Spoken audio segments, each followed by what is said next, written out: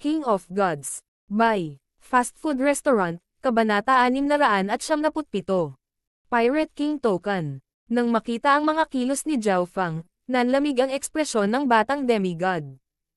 Ang Skylocking Bow ay isang makapangyarihang sandata na pagmamayari ng demigod Kun Yun noon, kaya alam niya ang espesyalidad ng bow na ito. Weng. Hinawakan ni Zhao Fang ang Skylocking Bow, at ang silver light ay nabuo ang mga marka sa bow. Ibinuhos ng kabilang kamay niya ang Scarlet Destruction True Yuan sa bow at binawi ang bowstring. Isang gintong arrow na may patong ng Scarlet Destruction Wind Lightning ang nagsimulang mag-condense sa string at nakipag-intertwine sa mga silver markang. Naramdaman ng batang demigod ang isang tumatagos na aura na nagpasakit maging ang kanyang malakas na katawan, at siya ay natigilan.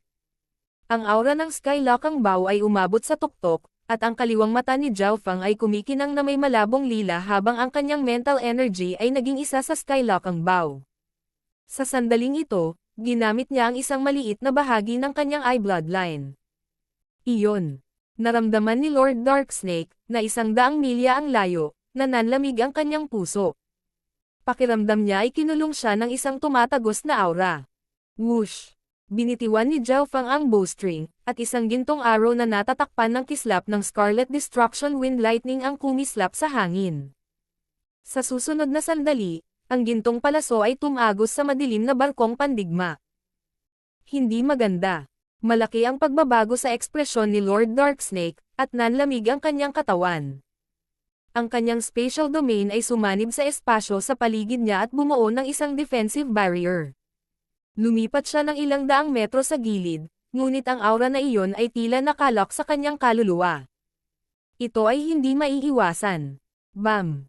Sa isang kislap ng gintong liwanag at ilang Scarlet Destruction Wind Lightning, isang tumatagos na arrow ang bumaril sa katawan ni Lord Darksnake. Paano? Nanlamig ang katawan ni Lord Darksnake habang binibigkas niya ito. Ang gintong arrow ay tumagos sa kanyang puso, at ang Scarlet Destruction Wind Lightning ay nagsimulang kumalat. Ang spatial domain sa paligid niya ay tila hindi masyadong epektibo. Kahit na ang isang domain level king ay walang kakayahang umiwas sa arrow na ito. Anumang target na nakalock sa pamamagitan ng Skylocking Bow ay hindi makakaiwas dito, at ang mga spatial na domain na hindi pa nagagawa ay walang silbi laban sa Skylocking Bow. Bulong ng batang si Demigod. Siya ay lubhang maingat.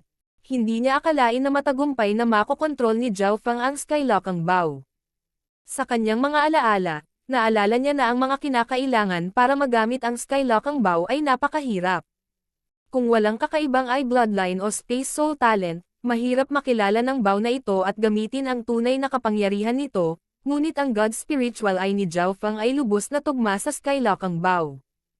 E ano kung isa kang hari?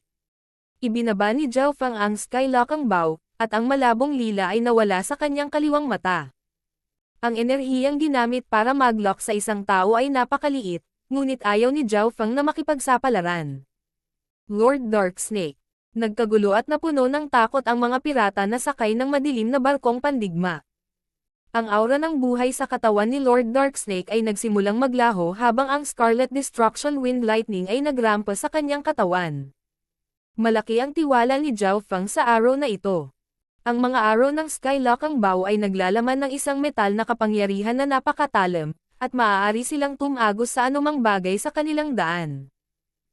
Dagdag pa sa katotohanan na ang Scarlet Destruction Wind Lightning ni Zhao Fang ay nakondensed sa arrow, ang kapangyarihan nito ay mas malakas pa. Hindi rin maiwasan ang arrow, at madali itong tumama sa puso ni Lord Darksnake. Skylocking Bow. Ang pagkabigla ay lumitaw sa mga mata ni Lord Darksnake nang maunawaan niya kung paano siya natalo, ngunit hindi siya nawalan ng pag-asa. Hindi kita mapapatawad. Nagsimulang lumabo ang liwanag sa mga mata ni Lord Darksnake. Master, hindi siya totoong patay. Biglang may naalala ang batang si Demigod at nagbabala. Sa sandaling sinabi niya ito, isang surge ng King Intent at Soul Power ang kumislap mula sa loob ng katawan ni Lord Darksnake. Isang malabong espiritual na figure ang makikita sa hangin habang nagsimula itong lumipad na may kapangyarihan ng King Intent. Yuan Soul Escape. Kapansin-pansing nagbago ang ekspresyon ni Zhao Fang habang naiintindihan niya. Kapag naabot ng isa ang Void God Realm, ang kanilang mga kaluluwa ay sasailalim sa pagbabago, at maaari silang bumuo ng isang uri ng Yuan Soul na may langit at lupa. Ang mga Yuan Soul ay mas malakas kaysa sa mga normal na kaluluwa, at maaari silang mabuhay kahit sa labas ng katawan. May kakayahan pa silang lumaban. Dahil ang Yuan Soul ay isang espiritual na anyo, ang bilis nito ay higit sa 10 beses na mas mabilis kaysa karaniwan, hindi pa banggitin ang tulong ng King Intent. Whoosh! Sa isang kisap mata, ang Yuan Soul ni Lord Darksnake ay lumipad na ng ilang daang milya. Master, kinokontra ng Skylock Bao ang Yuan Souls.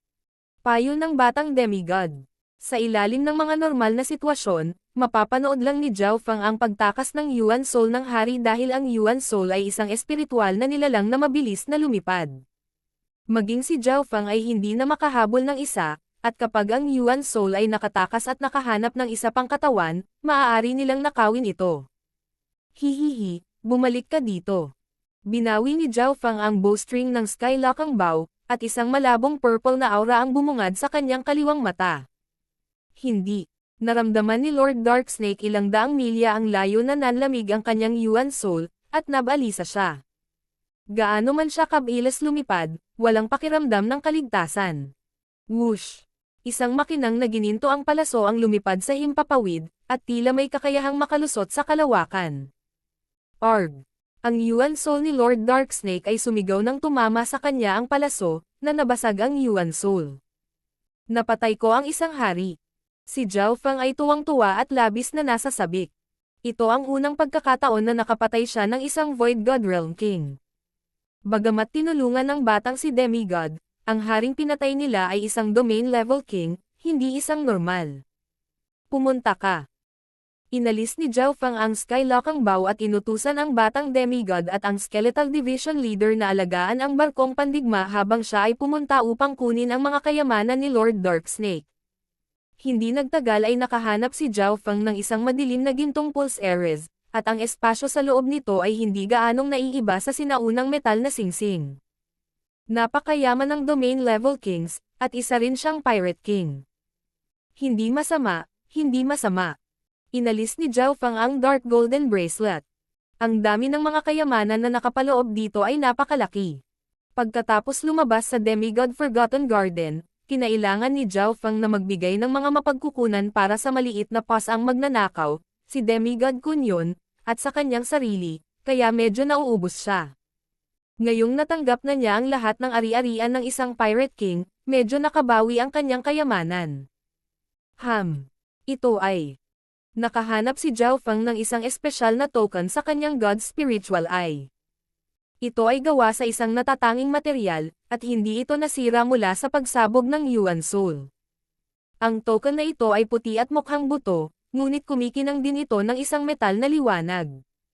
Sa isang bahagi ng token ay isang balangkas, at sa kabilang panig ay ang salitang hari. Pirate King Token. Ang impormasyon tungkol sa token na ito ay lumitaw sa isip ni Zhao Feng nang hawakan niya ito.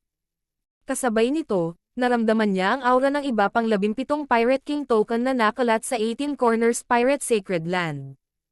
Sa ibang lugar, pinapatay ng Skeletal Division Leader at ng batang Demigod ang iba pang mga pirata na sakay ng barkong pandigma.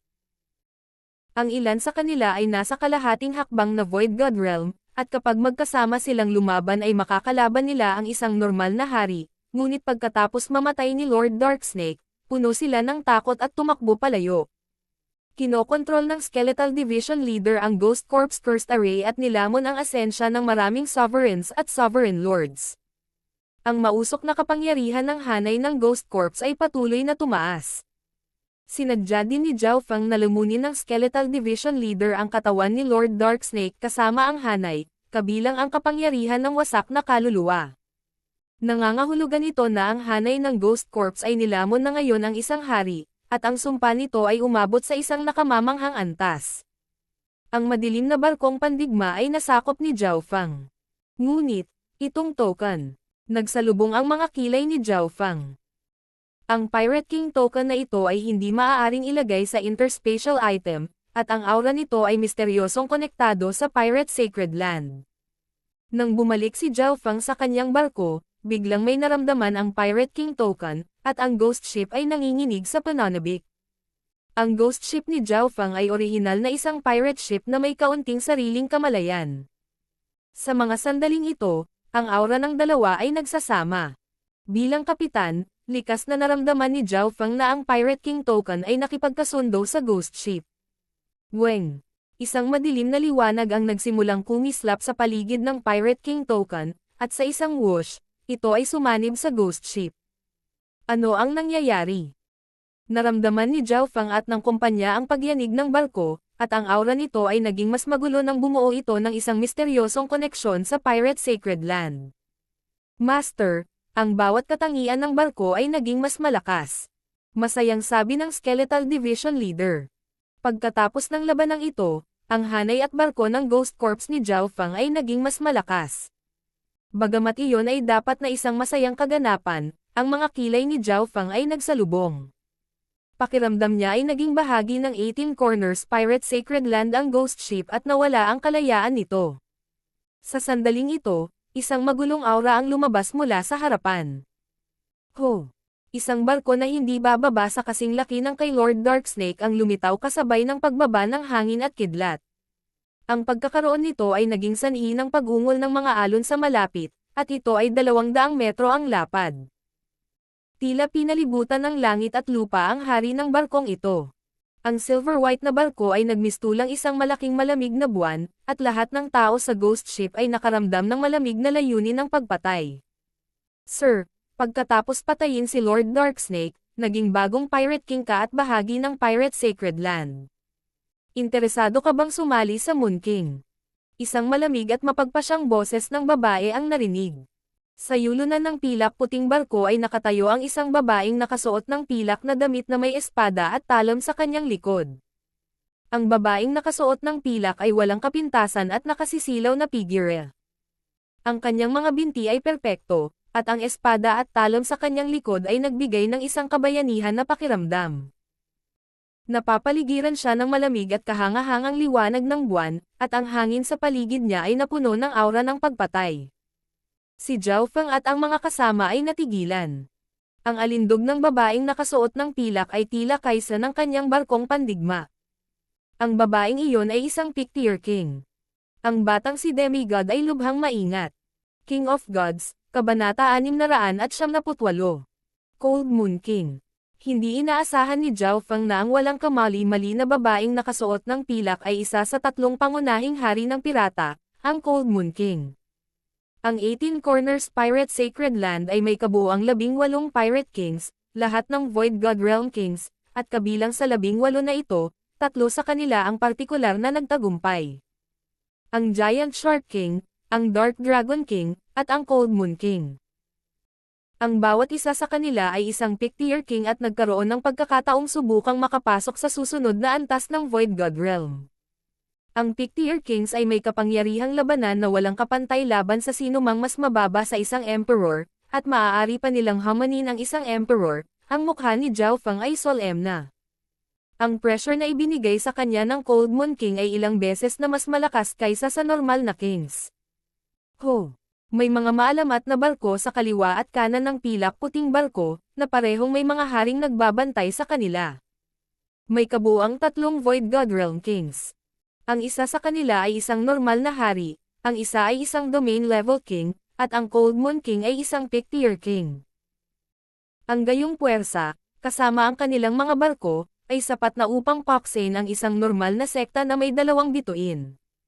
Brat, dapat kang makaramdam ng karangalan na kinikilala ng Cold Moon King ang iyong talento.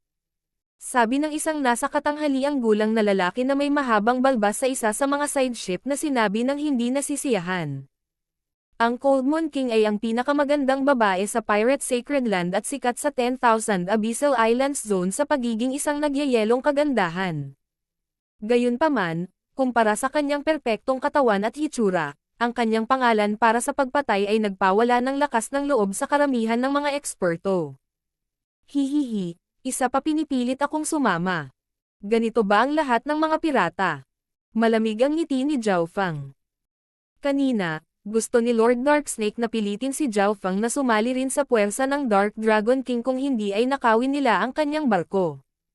Master, ang isang Pictier King ay hindi isang taong kakayanin natin maliban kung hahayaan mo akong sumanib sa demigod intent. Malamig na pawis ang lumitaw sa batang demigod habang nagbabala siya. Sumailalim sila sa mahaba at mahirap na proseso para patayin ang isang domain-level king, at nakatulong sa kanila ang swerte. Ang Skylocking Bow ay isang long-range na sandata, ngunit ang Cold Moon King ay kilala sa malapit na labanan, at ang kanilang panig ay may mas maraming tao. Sa sandaling sabay silang umatake, hindi na makakalaban ni Zhao Feng at ng kumpanya. Brat, nililigawan mo si kamatayan.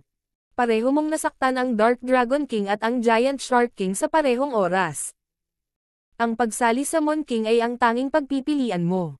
Mapang-uyam na sabi ng isang lalaking may gininto ang buhok sa kabilang barko. Isa siyang domain level king, at naramdaman ni Zhao Feng na ang lalaking ito ay may dalang Pirate King token. Obvious na isa rin siya sa 18 Corners Pirate Kings. Bahagyang itinaas ng Cold Moon King ang kanyang kamay at pinatigil ang lalaking may gininto ang buhok. Parang buwan ang kanyang mga mata habang nagbibigay ng kumpiyansa ng ngiti. Sir, ang aura ng Pirate King token ay sumanib sa iyong barko, at ito ay naging bahagi na ng Pirate Sacred Land at hindi na makakaalis sa 18 Corners Sacred Land. Ito ay bahagi ng plano ng Pirate Emperor. Walang nakatakas mula rito. Malutong ang boses ng Cold Moon King, at ang kanyang pilak na balabal ay lumipad sa hangin at nagbigay ng malamig na aura na nakamamatay. Kahit ang normal na kings ay hindi makatingin sa kanyang mga mata. Nang marinig iyon, nagbago ang ekspresyon ni Zhao Feng. Nang ang aura ng Pirate King token ay sumanib sa kanyang ghost ship, nawalan siya ng kontrol dito. Ngayon ang ghost ship ay hindi nakaalis sa 18 Corners Canyon. Kung kayang patayin ni Sir si Lord Darksnake, ibig sabihin malakas ka. Kung sasali ka sa aking panig, magbabago ang pamamahagi ng Pirate King token.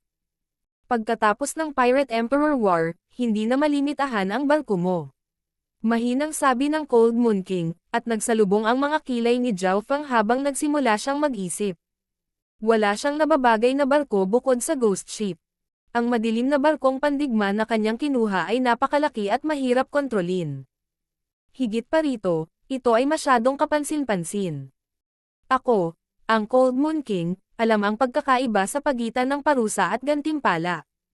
Kung magagawa kong kunin ang trono ng Pirate Emperor, makapasok tayo sa Pirate Emperor Sacred Land, at ang bahagi nito ay magiging iyo. Malamig ang mukha ng Cold Moon King, ngunit nagbigay siya ng mapang-akit na alok.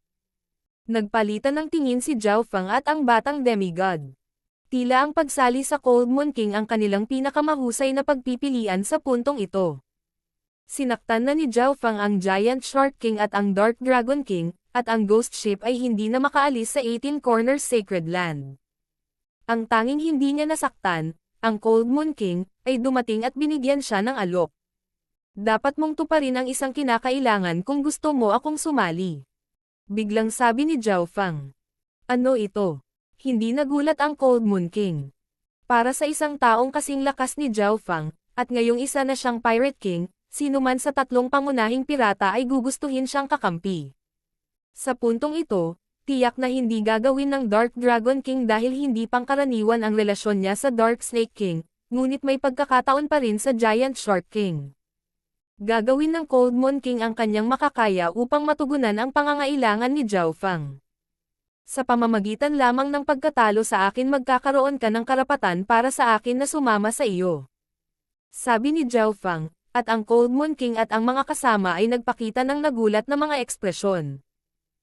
Hindi nila inaasahan na si Zhao Feng ay may ganoong pangangailangan, at ang batang si Demigod ay hindi maiwasang mag-isip. Malamang ay may sariling plano si Zhao Feng.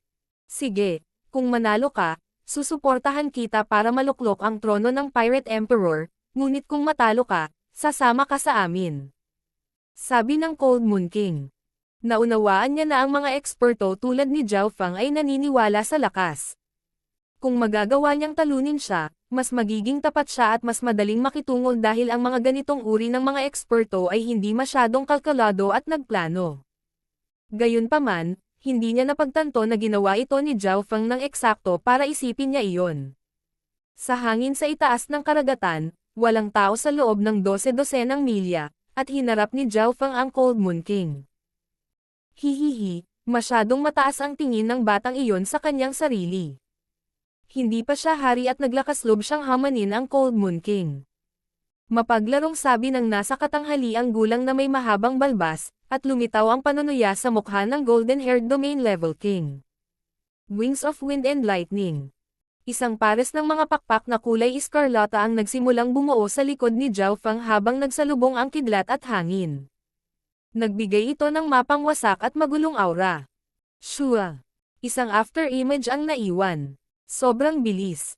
Ang mga nasasakupan ng Cold Moon King ay hindi napigil ang mapabulalas, at ang mga ekspresyon ng lalaking may gininto ang buhok at ang lalaking may mahabang balbas ay nagsimulang maging solemn. Lightning Wings Wind Flash.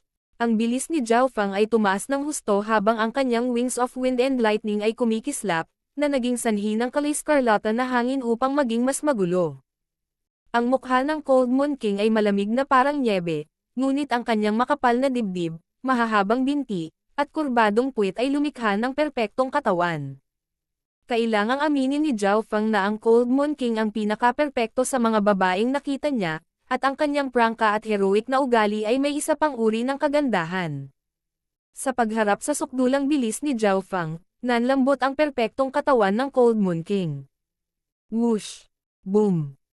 Ang Scarlet Destruction Wind Lightning Wings ay nagpatawag ng magulong ipoy-po na hamampas patungo sa Cold Moon King at tinakpan ang lahat sa loob ng ilang daang metro.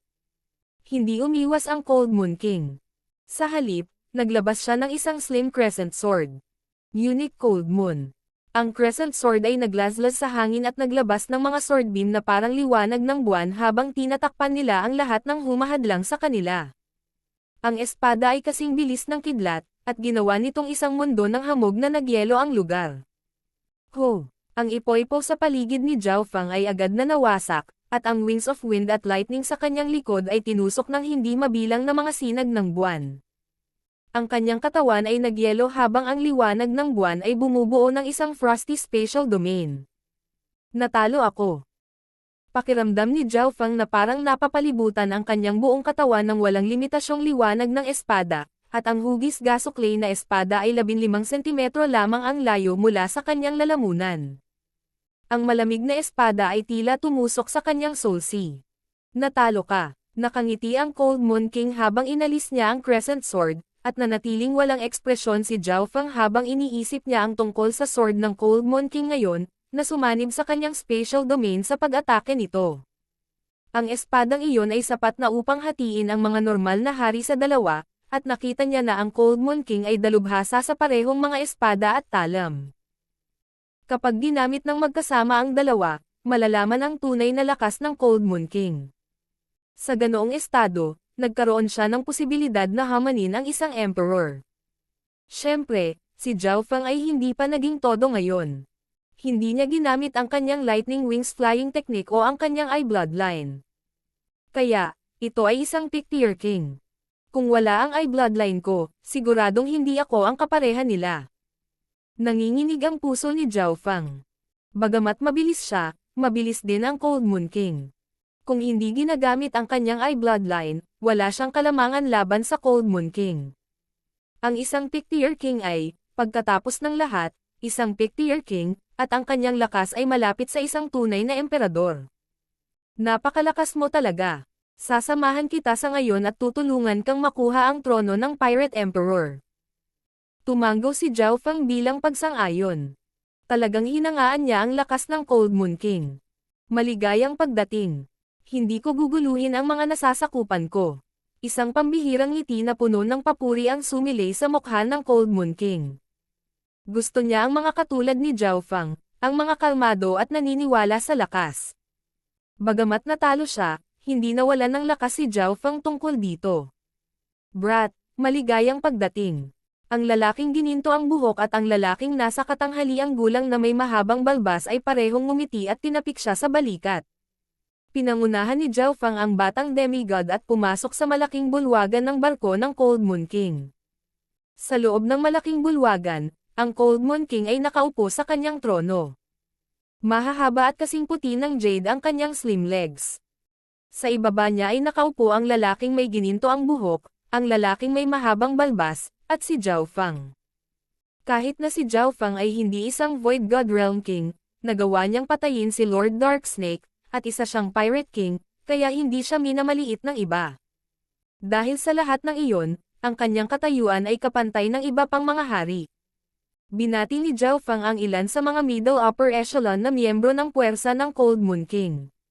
Nagsimula na ang laban para sa Pirate Emperor. Maraming neutral na Pirate Kings ang walang ginagawa, ngunit ang puwersa ng Giant Shark King at Dark Dragon King ay lumabas na.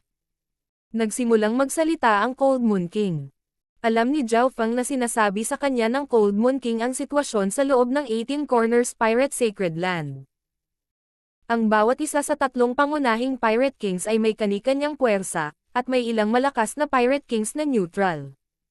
Sa totoo lang, hindi talaga interesado si Zhao Fang sa Pirate Emperor Inheritance dahil ang mga tunay na pirata lang ang makakakuha nito. Gayunpaman, gusto niyang dagdagan ang kanyang lakas mula sa aktwal na labanan, at gusto niyang palakasin ang kapangyarihan ng Ghost Corps Cursed Array.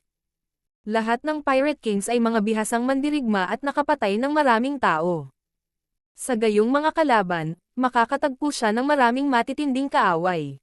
Sinimulan ng Cold Moon King na ibuod ang kasaysayan at mga panuntunan ng pakikipaglaban para sa Pirate Emperor, at sa wakas ay nagsimulang magbago ang ekspresyon ni Zhao Fang. Bigla niyang napagtanto na maaaring minamaliit niya ang Pirate Emperor Inheritance. King of Gods, Kabanata 699. Paglikha ng domain. Kapag binanggit ng isa ang Pirate Emperor, lahat ng pirata sa 18 Corners Pirate Sacred Land ay magbibigay ng thumbs up, at ang kanilang paghanga at paggalang ay nagmula sa kaibuturan ng kanilang mga puso. Kasama dito ang mga pirata ng Canyon na Kumpay hanggang sa Pirate Kings. Ang unang Pirate Emperor ay maaaring ituring na isang tunay na alamat. Ang Pirate Emperor ay hindi lamang isang peak stage na Void God Realm Emperor, isa rin siyang Mechanisms Grandmaster, isang Array Grandmaster, at isang taong dalubhasa sa Spatial Secret Techniques. Isa siyang mahusay na all-rounder. Isang pambihirang tanda ng paghanga ang lumitaw sa mukha ng Cold Moon King. Sa panahong iyon, ang lakas ng Pirate Emperor ay pinakamataas, at siya ay lubhang kaakit-akit. Tila, maraming mga batang mises ng Floating Dream Sacred Land superfamilies ang nalinlang o ginayuman niya. Kailangang malaman ng isa na ang lakas ng mga superfamily na ito ay malapit sa isang 3-star superpower, at sa nakaraan, mayroon silang Mystic Light Realm Sacred Lords. Sa simula, ang Pirate Emperor ay hindi isang pirata, siya ay isang Mechanisms Master. Sa partikular, siya ay isang Tomb Raider. May isip ni Zhao Fang na napakadali ng isang Mechanism Master na maging isang Tomb Raider. Napakaswerte ng Pirate Emperor at natuklasan niya ang maraming sinaunang guho. Pagkaraan ng 12-dosenang taon, ang kanyang karunungan sa mga mekanismo ay umabot na sa antas ng Grandmaster, at nagsimula na rin siyang magpakadalubhasa sa mga special na sikretong pamamaraan, na natuklasan ang ilang nakalimutang larangan. Tila, nagawa pa ng Pirate Emperor na hamukay ng isang kaharian na naiwan ng Heaven's Legacy Race, isang lahi na nireranggo sa nangungunang tatlong ng 10,000 Ancient Races. Kung ang Ancient Races ay sinasabing may pinaka-perpektong bloodline at walang kapantay na lakas, kung gayon ang Heaven's Legacy Race ang may pinakamataas na halaga ng katalinuhan. Nang marinig hanggang dito, nanginig ang puso ni Zhao Fang. Matapos maging mahusay bilang isang Tomb Raider, ang lakas ng Pirate Emperor ay tumaas ng mabilis, at siya ay naging isang makapangyarihang sa pangkalahatan. Sa kanyang pagtaas ng lakas, kinuha niya ang trabaho ng isang pirata at kalaunan ay naging Pirate Emperor. Sa panahong iyon, ang Pirate Emperor ay Diyos. Sinira pa niya ang ilang 2-star na sekta, kabilang ang isang peak 2-star sect. Itinulak ng kahangahangang Pirate Emperor ang mga pirata ng walang limitasyong karagatan sa isang maluwalhating panahon. Ang kayamanan na naipon niya ay 12-dosenang beses, kung hindi hihigit sa 100 beses, mas mayaman kaysa sa mga normal na emperor. Ang ilang mga pirata sa bulwagan ay nagsimulang magtalakayan sa mga tonong nasa sabik.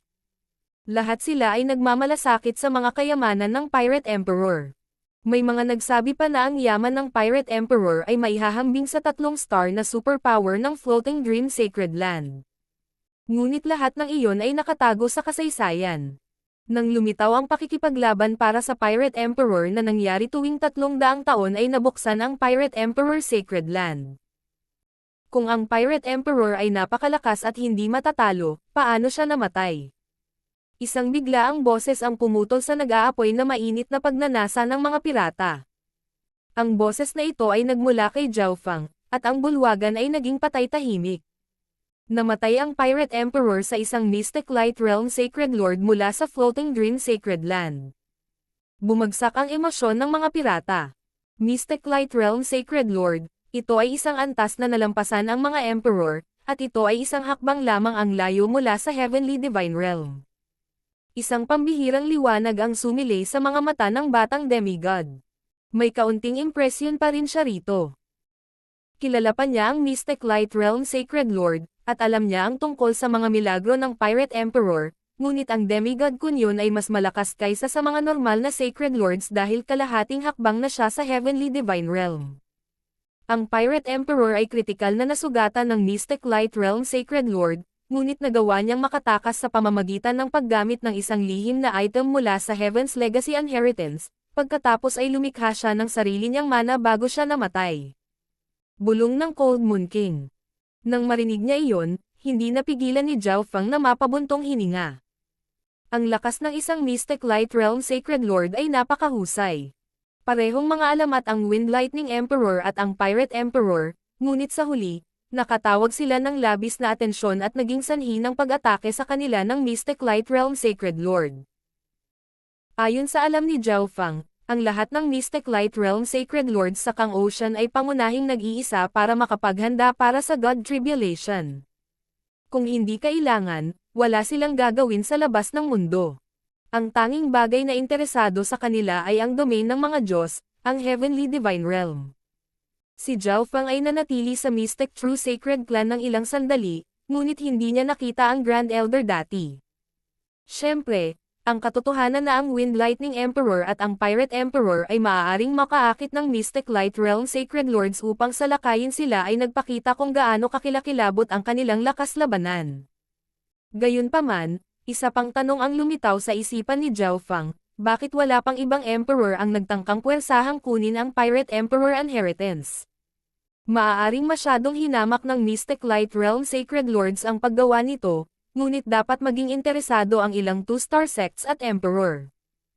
Napakaganda ng plano ng Pirate Emperor. Isa siyang array at mechanism Grandmaster at natanggap niya ang Heaven's Legacy Inheritance. Ang mga pirata lamang ang maaaring magmana ng kanyang kayamanan. Ang sinumang Emperor mula sa labas na magtangkang pumasok sa Pirate Emperor Sacred Land ay masasaktan. 1,000 taon na ang nakalilipas, isang Emperor ang napatay mula rito. Kapag ang Pirate Emperor Sacred Land ay humarap sa kapangyarihan na higit sa antas ng mga Emperor, ito ay guguho, at maging ang mga Sacred Lord ay mag-iingat sa pagsira sa sarili. Ang lahat ay nagsimulang magsalita ng sabay-sabay, inihayag ang dahilan. Sa kabuuan, sa nakalipas na 12-dosenang milenya, tanging ang mga pirata ng 18 Corners lang ang nakapagmana ng ilan sa yaman o pamana ng Pirate Emperor.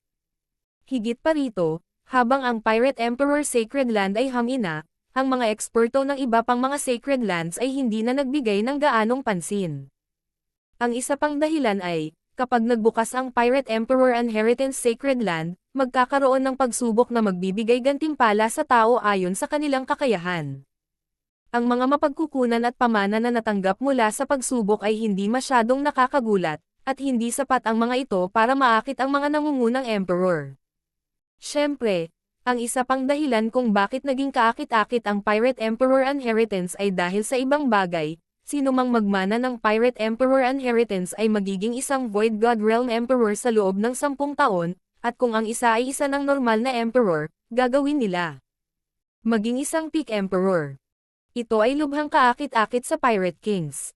Kawili-wili. Hindi mapigilan ni Zhao Fang na maging bahagyang interesado sa Pirate Emperor Inheritance. Ang laban para sa trono ng Pirate Emperor ay may sariling mga patakaran. Una, hindi bababa sa 18 Pirate King token ang kailangang tipunin para mabuksan at makapasok sa Pirate Emperor Sacred Land. Ang Pirate King token ay hindi maalis sa 18 Corners Pirate Sacred Land. Itinayo ito ng Pirate Emperor, at kung labagin ang batas na ito ay kapareho ng laban sa kapangyarihan ng langit at lupa sa 18 Corners Canyon. Higit pa rito, ang 18 maalamat na barko ng Pirate King ang nakapasok sa Pirate Emperor Sacred Land. Hindi maiwasan ni Zhao Feng na maalala ang kanyang ghost ship at kung paano ito sumanib sa aura ng Pirate King token at hindi na siya makaalis sa 18 Corners Pirate Sacred Land. Nangangahulugan ito na kailangan niyang lumahok sa paglaban para sa Pirate Emperor. Zhao Feng, masanay sa kapaligiran at isama ang iyong pirate ship sa aming fleet. Utos ng Cold Moon King. Tumanggaw si Zhao Feng, pagkatapos ay umalis sa bulwagan at tinungo ang kanyang ghost ship. Sa kasalukuyan, hindi niya kailangang lumaban. Ang kailangan lang niyang gawin ngayon ay masanay sa kapaligiran at makiisa sa puwersa ng Cold Moon King. Kasama ang kanyang sarili at si Zhao Feng, ang Cold Moon King ay mayroon na ngayong kabuoang 4 na hari at 3 Pirate King token. Gayunpaman, hindi ito sapat. Kailangan niya ng 9 na Pirate King token para mabuksan at makapasok sa Sacred Land na Pirate Emperor Inheritance. Sa makatuwid, mayroon pa ring malawakang labanan sa unahan nila. Sa Ghost Ship, ipinadala ni Zhao Feng ang impormasyon sa Skeletal Division Leader at sinabi dito ang sinabi ng Cold Moon King tungkol sa barko. Binigyan din ni Zhao Feng ang Skeletal Division Leader ng isang grupo ng mga mapagkukunan upang palakasin ang mga buto nito at palakihin ang paglilinang nito. Kakapatay lang ni Zhao Feng ng isang domain level king hindi pa matagal na ang nakalipas, kaya napakayaman niya at pakiramdam na bukas palad. Sa loob ng cabin ng kapitan, umupo si Zhao Feng at sinimulang alalahanin ang pakikipaglaban kay Lord Darksnake at sa Cold Moon King. Ang dahilan kung bakit niya nagawang patayin si Lord Darksnake ay dahil sa tulong ng batang demigod. Pagkatapos ng lahat, hindi madaling magamit ni Zhao Feng ang kanyang eye bloodline. Kung wala ang aking eye bloodline, kaya ko lang ipagtanggol ang sarili ko laban sa isang domain level king. Mababa ang tsansa na talagang manalo. Pagtatapos ni Zhao Feng.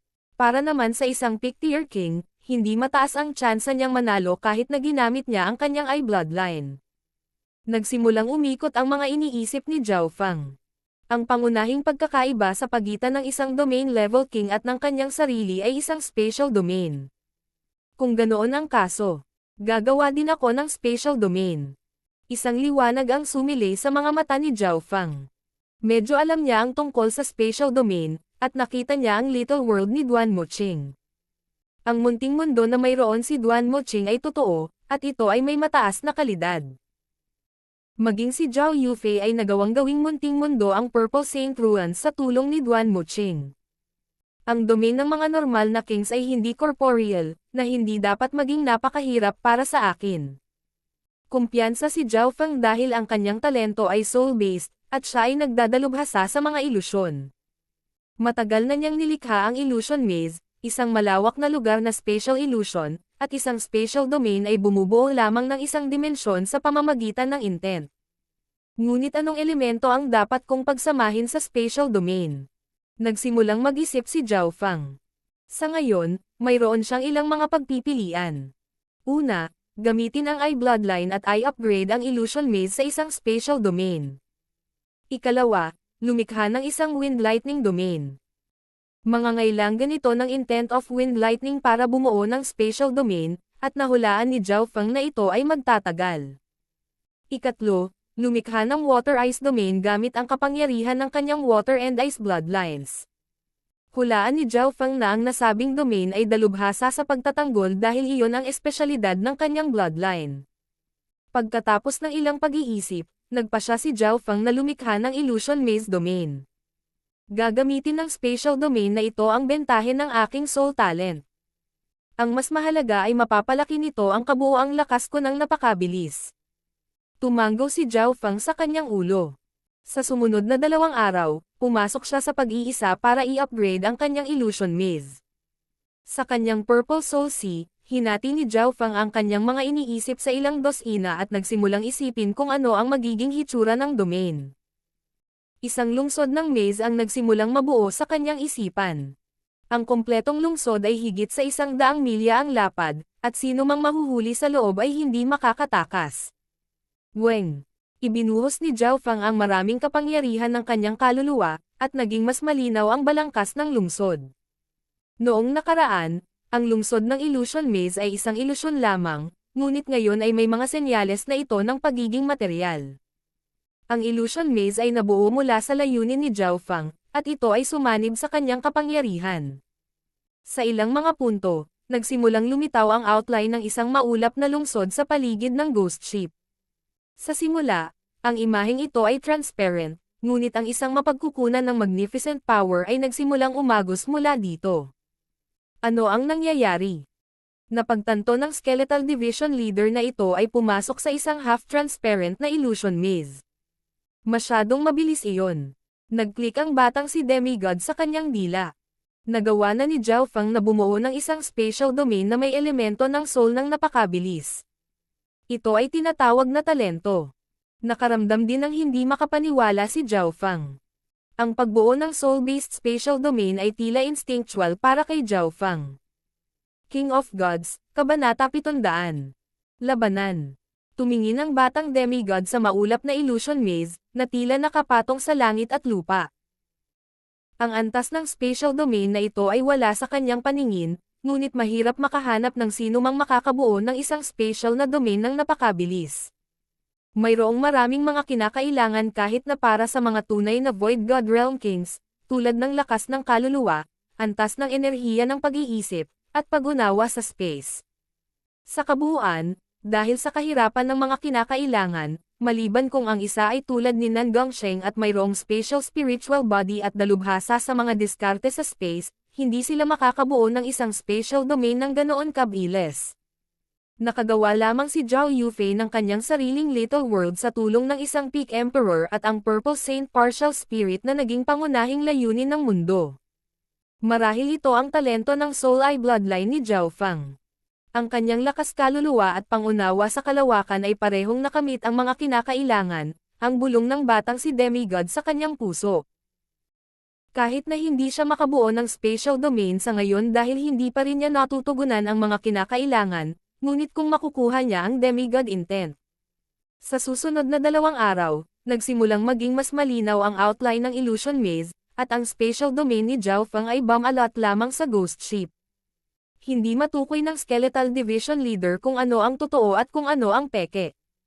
Tanging ang batang demigod lamang ang nakakita na ang illusion maze na ito ay isang anino imahe na umiral sa pagitan ng realidad at transparency. Shua. Sa isang pag-iisip, inalis ni Zhao Fang ang maliit na illusion maze domain. Kapag ginamit ko na ang illusion maze domain ko, mawawala ang isip ng sinumang kaaway na lalapit sa akin, at ang bawat suntok at sipa ko sa domain na ito ay bubuo ng ilusyonaryong kapangyarihan ng Soul Dao na magpapapahina sa lakas ng labanan ng kalaban. Zhao kumikislap ang mga mata ni Fang habang sinusuri niya ang kapangyarihan ng illusion maze domain. Ang Soul Dao domains ay napakabihirang. Hindi maraming hari ang makabuo ng isa. Sa illusion maze domain na ito, nagkaroon si Zhao Fang ng kakayahang hamanin ang ilang hari ng sabay-sabay. Kung ang lakas ng mga kaluluwa ng mga kalaban ay mas mahina o sa parehong antas tulad ng sa kanya, sila ay maaapektuhan ng illusion maze domain, at pagdaragdag sa kanyang maliksi na Wings of Wind and Lightning, maaari siyang makipag-spar sa ilang mga normal na hari ng sabay-sabay. Sa kanyang Soul Sea, ipinagpatuloy ni Zhao Fang ang pagperpekto sa kanyang illusion maze domain. Sa loob ng 10 araw, naging mas malinaw ang mga detalye ng mga larawan sa loob ng spatial domain. Shua. Kinuha ni Zhao Fang ang maliit na pasang magnanakaw at pumasok sa illusion maze domain. Ang ambon sa loob ng illusion maze ay napakakapal, at hindi maaninag ng isa ang ilang dosenang metro. May mga paikot-ikot kung saan-saan, at maririnig din ang mga kanta ng mga sirena. Meow-meow. Ang munting pasang magnanakaw ay ngumiyaw habang nakahanap ito ng isang hotel sa lungsod. Siyempre, lahat ng tao sa loob ng hotel ay peke. Kung maabot ko ang pinakamataas na Void God Realm, lahat dito ay maaaring maging totoo. Hindi mapigilan ni Zhao Fang na bamulong. Kung maisa sa katuparan niya ang kanyang spatial domain, nangangahulugan iyon na may kakayahan siyang hatiin ang bukas na espasyo. Hindi nakakagulat na sinabi ni Duan Muqing na ang kapangyarihang ito ay hindi masyadong malayo kay Zhao Fang. Ang dahilan kung bakit dinala ni Zhao Fang ang maliit na pass ang magnanakaw dito ay upang makita kung makakahanap ito ng anumang kahinaan. Dahil ngayon lang niya ito nilikha, maaaring may mga bagay na nakalimutan niya. Sa kabutihang palad, ang kasalukuyang istruktura ng spatial domain ay medyo simple at walang masyadong mahina. Ito ay hindi isang tunay na dimensyon, kaya walang buhay o aktwal na pisikal na mga bagay dito. Habang umuunlad ang isa, mas nagiging komplikado ito, at mas madaling magkamali, tulad ng Purple Saint Ruins. Naniniwala si Zhao Fang na kahit na ang Demigod Forgotten Garden ay may ilang mga kahinaan, tulad ng sungay ni Mengshi na maaaring kontrolin ang Beast King na iyon. Master, ang iyong Illusion Maze Domain ay hindi mas mahina kaysa sa domain ng normal na domain level kings.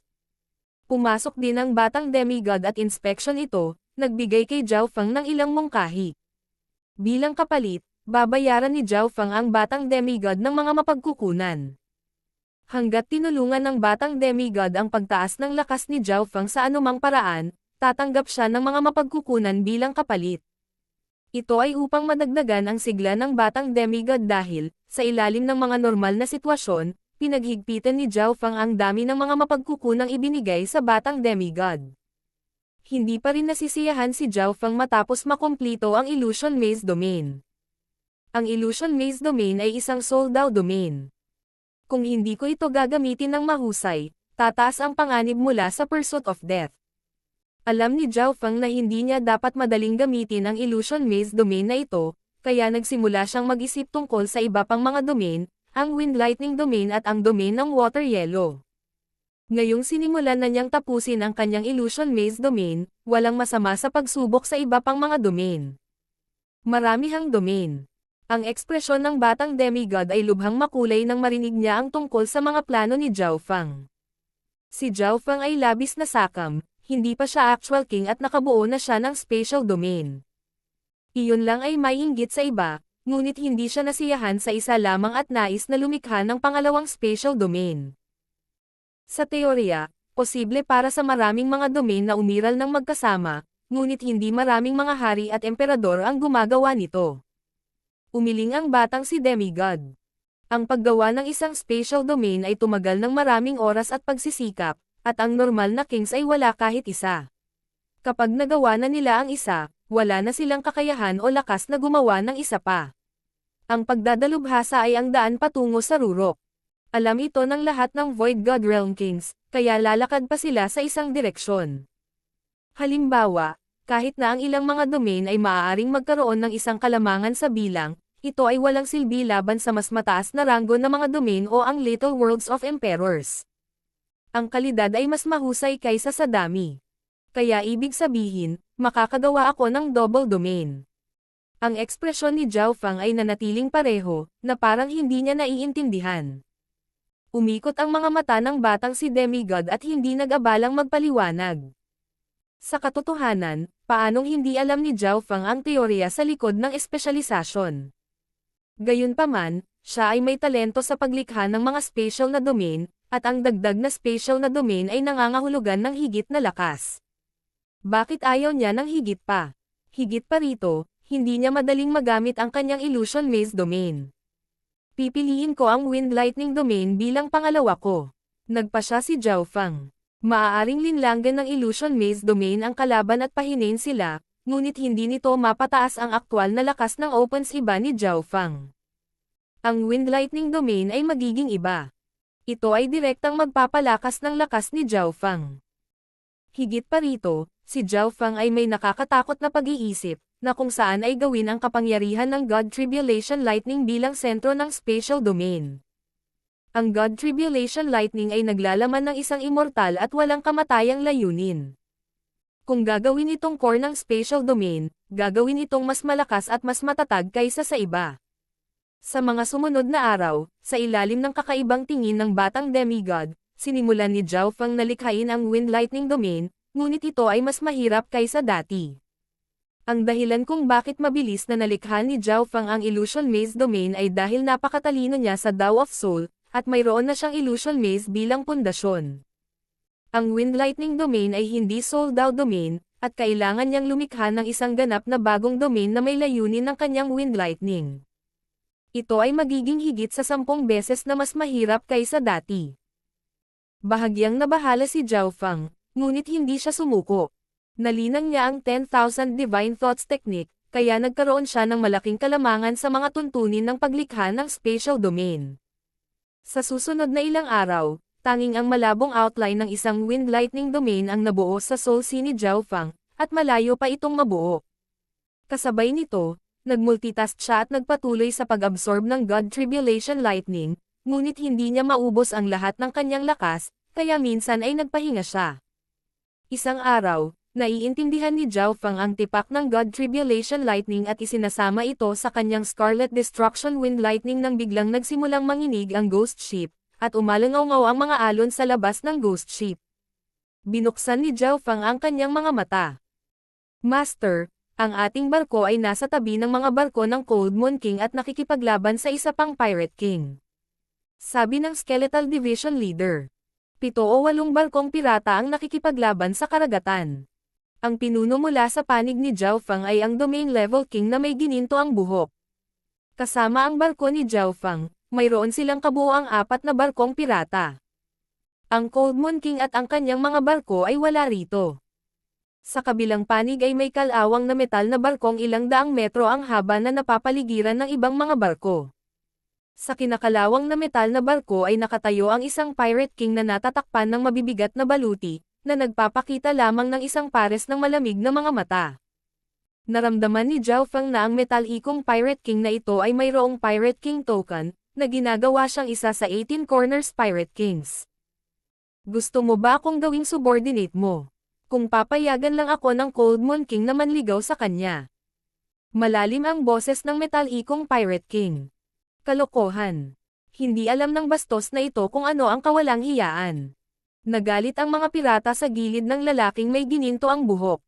Ang Cold Moon King ay ang diyosa sa kanilang mga puso, at marami ang lumapit sa kanya dahil sa kanyang alindog. Metal Turtle King, parang hindi ka sasali sa amin. Malamig ang ekspresyon ng lalaking may gintong buhok. Ang reaksyon ng Metal Turtle King ay hindi pangkaraniwan. Ang normal na Pirate Kings ay hindi maglalakas loob na saktan ang Cold Moon King ng ganito, kaya ang gininto ang buhok na lalaki ay naghinala na ang Metallic Turtle King ay sumali na sa isa sa 2 pang pangunahing puwersa. Metal Turtle King. Nililigawan mo si kamatayan. Umungal sa galit ang Metal Turtle King. Malinaw na kinasusuklaman niya ang pamagat na ito. Dalubhasa siya sa pagtatanggol na parang pagong, at napakahirap niyang lumaban. Hindi kasama ang 3 pangunahing Pirate Kings, ang kanyang depensa ay halos walang kapantay. Labanan.